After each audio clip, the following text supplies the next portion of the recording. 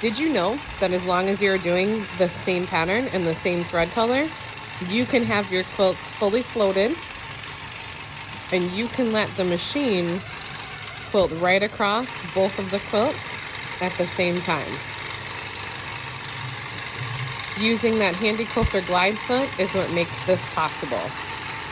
That foot is going to be able to go on and off of the edge without getting stuck or flipping over any of those layers.